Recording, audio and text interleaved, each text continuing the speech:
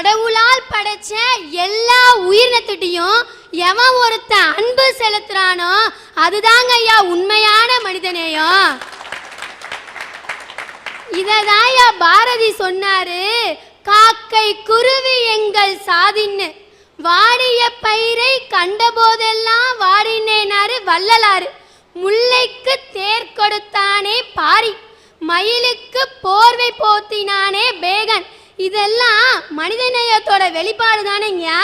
அதனாலதான் சொல்றேன், இந்த அவசரமான உலகத்துல நம்ம உடனடியா தேட வேண்டியது மனிதநேயத்தை மட்டும்தாங்கயா. அற்புதம். ஏன்னு கேட்டா, நீ சொன்னம்மா முல்லைக்கு தேர் கொடுத்தான்னா எந்த காலத்துல கொடுத்தான்?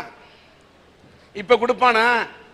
ஒரு ஏழை வந்து குளிருக்காக போத்துக்கிட்டு போர்வையை போட்டு தூங்கிக்கிட்டு இருந்தான்னா அந்த போர்வையை சுட்டுட்டு போயிட்டு இருக்கிறான். மயிலுக்கு வந்து போர்வை கொடுத்தான் பேகன் அந்த காலத்துல சொன்ன. இந்த காலம் எப்படிப்பட்ட காலம்? மனிதநேயம் இருக்குதா? அருமை மனிதநேயம். அதனால தான் இந்த காலத்தில் மனிதநேயத்தை தேட வேண்டும் என்று சொல்லுகிறீங்க. நல்லது. ஓகே.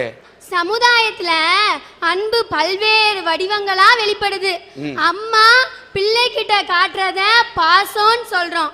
மனுஷன் கடவுள்கிட்ட காட்டுறத பக்தின்னு சொல்றோம். கடவுள் மனுஷங்கிட்ட வெளிப்படுத்தும் போது அருள்னு சொல்றோம். டீச்சர் மாணவன்கிட்ட நடந்து கொள்றத விசுவாசன்னு சொல்றோம். மாணவன் டீச்சர்கிட்ட நடந்துக்கும் போது மரியாதைன்னு சொல்றோம். காதலன் காதலிக்கிட்ட சொல்லும் போது காதல்னு சொல்றோம். இரு நாடுகளுக்கிடையே வெளிப்படுத்தும் போது சமாதானம் சொல்றோம். தொடர்பே இல்லாத ஒரு மனுஷங்கிட்ட காட்டுற அன்பதாயா நம்ம மனித நேயம்னு சொல்றோம். அற்புதமான விளக்கம். அதனாலதான் சொல்றேன் நம்ம மனித நேயத்தை தேடணும்னு.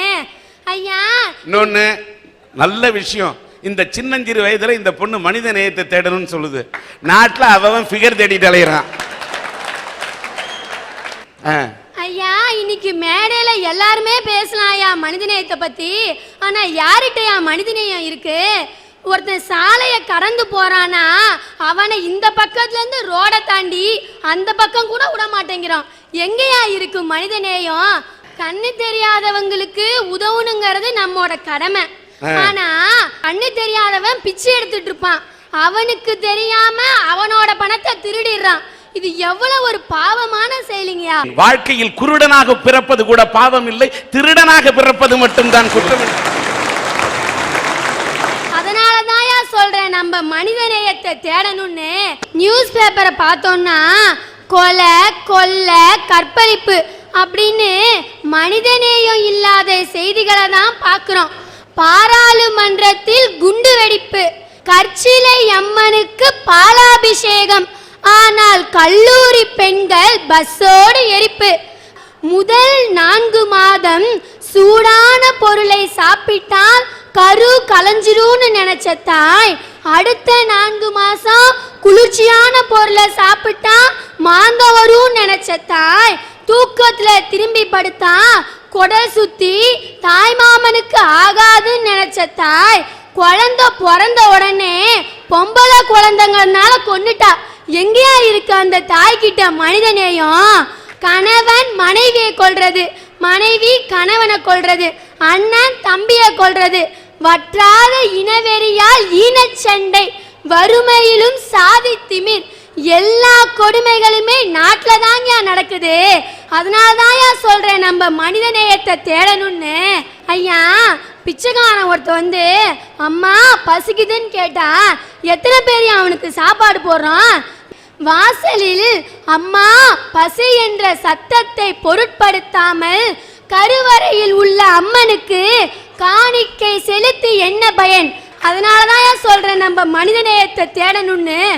ஐயா இன்னைக்கு நம்ம யார கடவுளா நினைச்சிட்டு இருக்கோம்? நம்ம உயிரை காப்பாற்ற டாக்டரை தான் நினைச்சிட்டு இருக்கோம். இன்னைக்கு எத்தனை டாக்டருங்க மனித நேயத்தோட நடந்துக்கிறாங்க? ஒரு சில டாக்டர் தாங்க இருப்பாங்க. தனியார் மருத்துவமனையில் ஒருத்தன் அட்மிட் ஆகிட்டான்னு வச்சுக்காங்க, அவன் முடிவு பண்ண வேண்டியதான் தன்னோட சொத்தை எல்லாம் வித்துடணும்னு. ஏன்னா அங்க பணம் மட்டும்தான் குறிக்கோள், மனித நேயத்துக்கு கிடையாது. ஐயா தன்னோட வயிற்று பிழைப்புக்காக யானையை பிச்சை எடுக்க வைக்கிறான், குரங்க குட்டி காரணம் போட வைக்கிறான். சுதந்திரமா பாடி திரிஞ்சிட்டு இருந்த கிளிய கூண்ல அடிச்சு வச்சு சீட் எடுக்க வைக்கிறான். 5 அறிவு விலங்குகளை படைச்சதே நம்ம அதுகிட்ட அன்பா நடந்துக்கணும் தான். மனிதங்களையே மதிக்க தெரியாது அவனுக்கு எப்படியா விலங்குகளை நேசிக்க தெரியும்? ஒருத்தங்கிட்ட பணம் இருக்கலாம்யா, உறவு இருக்கலாம், தன்னம்பிக்கை இருக்கலாம், பட்டம் இருக்கலாம், பதவி இருக்கலாம். இது எல்லாமே இருந்து அவன்கிட்ட மனிதனேன்னு ஒண்ணு இல்லைன்னு வச்சுக்கோங்க, அவனை ஒரு மனுஷனாகவே இந்த உலகம் மதிக்காதியா. அதனாலதான் சொல்றேன், இந்த அவசரமான உலகத்துல நம்ம உடனடியா தேட வேண்டியது மனிதநேயத்தை மட்டும்தாங்கயா. அற்புதம் அற்புதம் அற்புதம், நல்லா பேசுன. உன் பேர் என்னம்மா?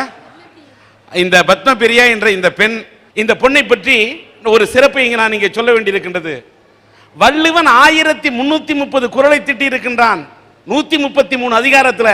அந்த 1330 குறளையும் இந்த பெண் அச்சு பிழறாமல் அப்படியே அழகாக ஒப்பிப்பார் என்று சொன்னால், இந்த நாட்டிலே 4 குறள் தெரியாத குழந்தைகள்லாம் இருக்கக்கூடிய இந்த நாட்டிலே நான் உன்னிடம் கேட்கின்றேன், 1330 குறள் நல்லா படிச்சிருக்க இல்லையா பத்மபிரியா? அப்படி சொல்ல, உதடு ஒட்டாத திருக்குறள் தெரியுமா? உதடு ஒட்டுகின்ற திருக்குறள் ஒன்று சொன்னோம் தெரியுமாம். உதாரணத்துக்கு உதடு ஒட்டாத திருக்குறளை சொல்லேன். யாதனின் யாதனின் நீங்கியா நோதல் அதனின் அதனின் இளன் வினையால் வினையாக்கி கோடல் நனைகவுள் யானையால் யானையா தச்சு.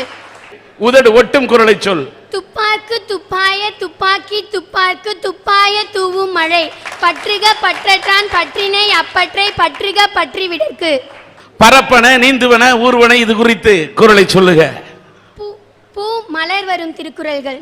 மலர்காணின் மையாத்தி நெஞ்சே இவர்கண் பலர்காணும் பூவொக்கும் என்று நலத்தகை நல்லவர் கேயர் புலத்தகை பூவண்ண கண்ணாரகத்து கோட்டுப்பூ சூடினும் காயும் ஒருத்தியை காட்டிய சூடுநீர் என்று மலர்மிசை ஏகினான் மானடி சேர்ந்தார் நிலமிசை நீடு வாழ்வார். பரப்பன பற்றி வரும் திருக்குறள்கள். பகல் வெல்லும் கூகையை காக்கை இகழ் வெல்லும் வேந்தற்கு வேண்டும் பொழுது காக்கை கரவா கரைந்துண்ணும் ஆக்கமும் அண்ணன் நீரார்க்கை உள. வாழ்த்துக்கள் வாழ்த்துக்கள். என் எம்மொழியாம் தமிழ் மொழியாம் செம்மொழியாம் தங்கத்தமிழாம் சங்கத்தமிழாம் சிங்கத்தமிழாம் என் தமிழ் மொழியை வள்ளுவனது குறளை இங்கே ஒப்பித்த தமிழ் பெண்ணே, நீ வாழ்க வாழ்க பல்லாண்டு.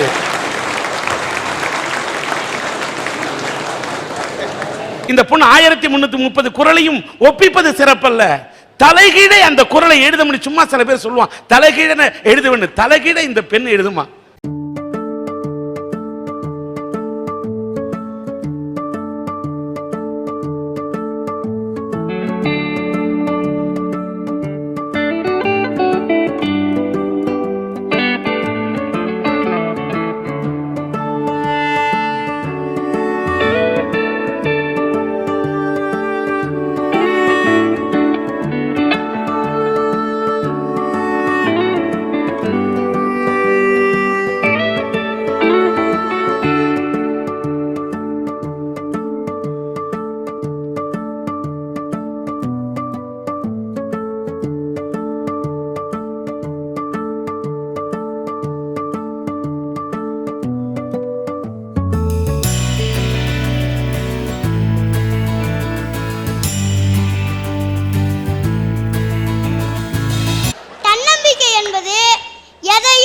செய்து முடிப்பேன்.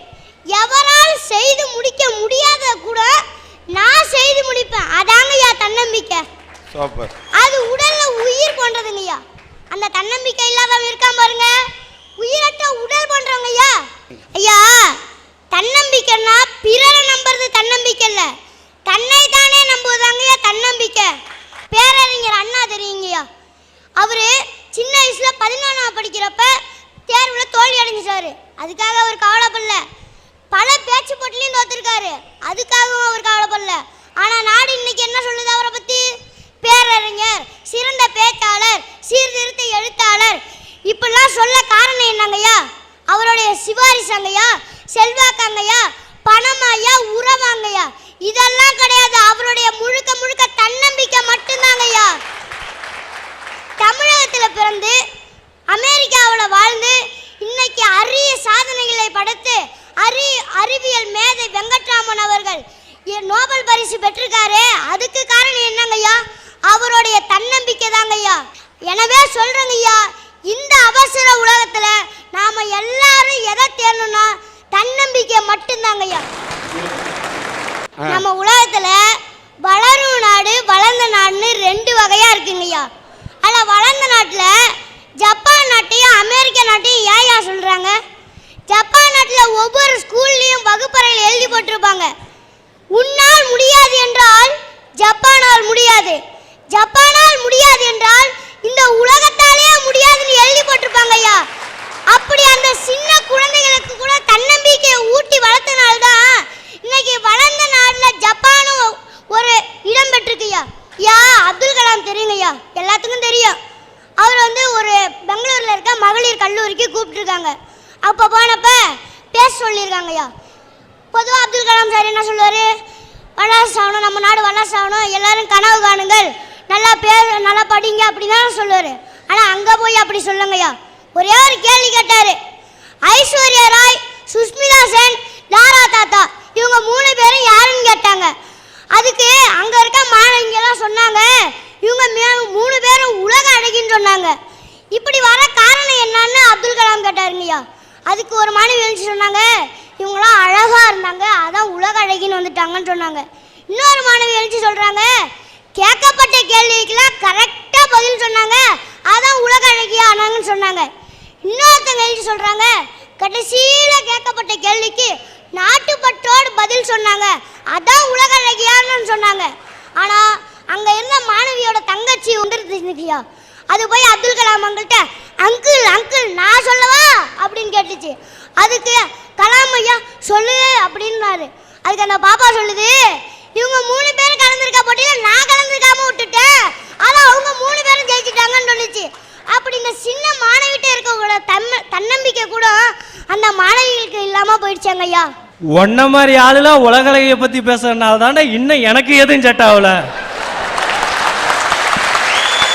உனக்கு செட் ஆகும்னு நினைக்கிற?